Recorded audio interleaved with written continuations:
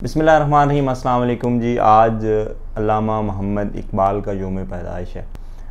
बिलाशुबा वो एक अज़ीम मुफ़क्कर और बहुत ही अज़ीम शायर थे और अपनी नौइयत के मुनफरिद और सबसे बड़े शायर थे अपने अंदाज़ के, जो मौज़ूआत उन्होंने चुने।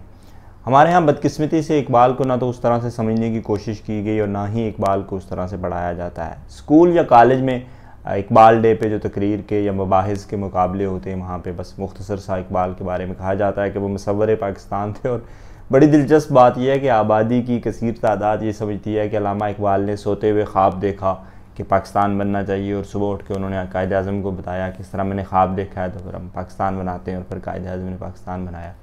हालांकि ऐसा नहीं है, उन्होंने कोई सोते हुए ख्वाब नहीं देखा था और उन्होंने तसव्वुर पाकिस्तान पेश किया था। और इस पर भी एक बड़ा तवील मुबाहिसा है और इख्तलाफ है कि क्या इकबाल ने ऐसा ही तसव्वुर पेश किया था एक अलग मुल्क का, जिस पर मैं कभी फिर से एक अलग वीडियो बनाऊंगा।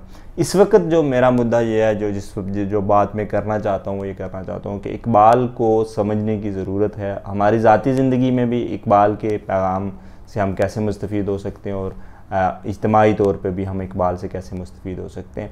इसमें बहुत सी बातें मुझे जब मैंने डॉक्टर जावेद इकबाल जो हैं अल्लामा इकबाल के, जस्टिस जावेद इकबाल जो अल्लामा इकबाल के फर्जंद हैं, उनके मैंने बहुत से लेक्चर सुने और उससे मुझे लगा कि इकबाल महज वो नहीं है जो हम समझते हैं या एक मखसूस मकतब फ़िक्र उनके शेर इस्तेमाल करता है और पढ़ता है और वाह वाह होती है बस। इकबाल का एक तो पहली बात यह है कि हमें अपनी इनफरादी ज़िंदगी में इकबाल से ये सीखना चाहिए कि उन्हें जो दुरुस्त लगा उन्होंने कहा, उन पर चाहे फतवे लगे, चाहे जो भी हुआ, जो भी उन्होंने महसूस किया वो उनकी शायरी में था, जो भी उनके जज्बात थे वो उन्होंने बयान किए, किसी भी मसल की या हर तरह की वाबस्ती से बालातर होके।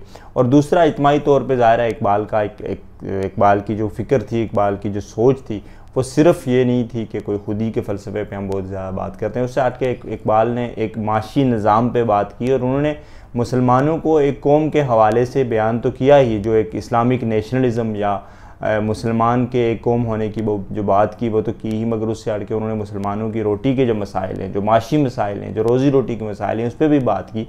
और जिस तरह से उन्होंने कहा कि जी ज़मीन जो है वो तो खुदा की अमानत है, वो किसी की मलकियत नहीं हो सकती। और फिर मज़ीद उस पर उन्होंने ये कहा कि कोई भी इंसान सिर्फ इतनी ज़मीन रख सकता है जितनी वो आबाद कर सकता है। तो इस तनाज़र में अगर इकबाल की इस सोच पे काम किया जाता और पाकिस्तान में इस सोच पे अमल होता तो ज़ाहिर है जागीरदारी ख़त्म हो जाती।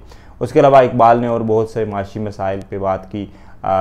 इकबाल ने जिस तरह से मार्क्स का तज़किरा किया और जिस तरह से सरमायादारी की मुखालफत की, उसको कभी भी बयान नहीं किया जाता, उसको कभी भी बयान नहीं किया जाता, चूँकि उसके लिए ख़तरा समझा जाता है कि इकबाल जो है, इकबाल की अगर उस फ़िक्र पे बात की जाए जिस तरह से उन्होंने आलमी सरमायादारी या दौलत की एक जगह जमा होने या दौलत परस्ती की जो मुखालफत की, उस पर बात नहीं की जा सकती। मैं समझता हूँ कि हमें रिव्यू करना चाहिए हमारे निसाब में, हमारे कॉलेज में, हर जगह पे कि इकबाल का जो तसव्वुर था एक मिल्लत का, एक कौम का, वो महज ये नहीं था कि हम मुसलमान होने की बुनियाद पे हिंदुओं से अलग हो जाएं, उन्होंने या तकसीम हो जाए, बल्कि उसके बाद हमारे मसाइल, बिलखुसूस माशी मसाइल, उनका हल क्या है, उनको किस तरह से हल किया जा सकता है, और उसके लिए जो मौजूदा निज़ाम है जिसके अंदर गरीब गरीब से गरीब तर हो रहा है और अमीर अमीर से अमीर तर हो रहा है, इससे कैसे छुटकारा। जैसे कि उनका बड़ा मशहूर शेर है कि जिस खेत से मैसर ना हो दहकां को रोज़ी, उस खेत के हर गोशे गंदम को जला लो। उम्मीद करता हूँ जी कि हम सब इकबाल को समझने की कोशिश करेंगे। मैं इकबाल को खराज अकीदत पेश करता हूँ। ज़ाहिर है कि मेरे अल्फाज इतने कोई जानदार नहीं हो सकते जितनी अजीम वो हस्ती हैं, जितने अजीम वो शायर मुफक्किर हैं। अल्लाह पाक हम सबको इकबाल फ़हमी की तौफ़ीक दे और उस पर अमल करने की तौफ़ीक दे। बहुत शुक्रिया जी, अपना बहुत सारा ख्याल रखिएगा, अपने साथ दूसरों का भी। अल्लाह हाफ़िज़।